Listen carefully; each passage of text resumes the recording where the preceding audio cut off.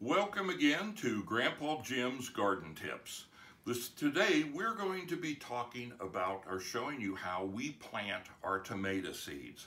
Now again, there are many different varieties of tomatoes and many colors. There's many shapes, sizes, flavors. They're all planted exactly the same if you start your own seed. And there's literally thousands of varieties of different heirloom tomatoes where you can grow. Today, I'm going to be planting, just to demonstrate this to you, we're going to be growing a tomato called cream sausage.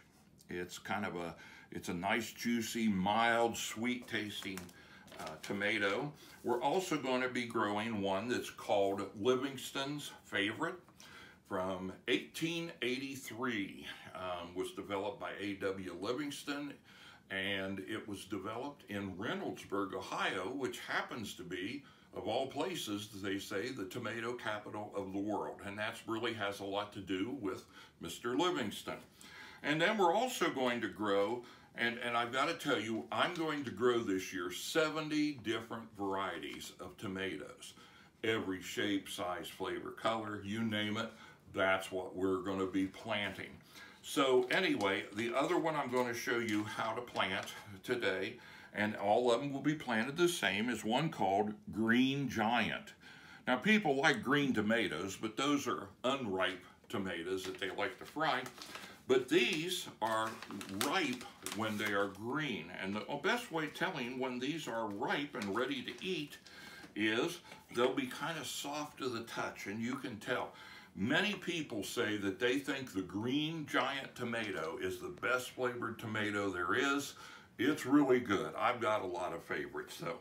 So anyway, let me show you how we do that. First of all, we go, and the planting medium has trouble accepting water at the beginning. So I go ahead and spray it on top. And I do that because if I just would spray it or put the potted water on it, the next thing you know, it would all float to the top. So this makes sure that it's all nice and moist and ready to go. So we're going to go ahead here. We're going to plant the Green Giant.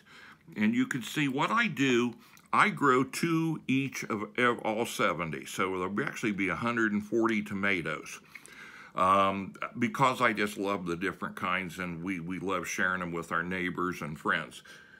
Anyway, here we go. We put the tomato right there, seed. I put about usually 4 seeds in each little cell. And yes, we will have to thin them out to one single plant. So here we go. We're putting 4 in.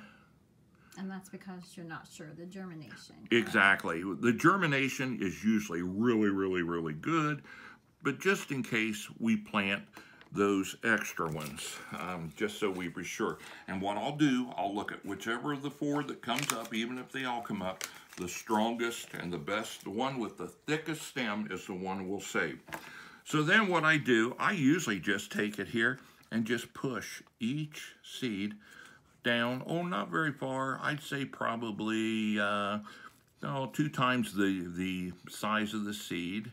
And you can see here, we just kind of push it down, and then I'll take it and just kind of push the dirt over them, the soil over them.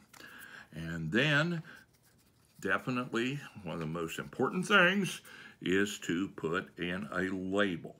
So I know right now that these 2 here are Green Giant. And it's really easy to forget and go, uh-oh, I don't know what I have.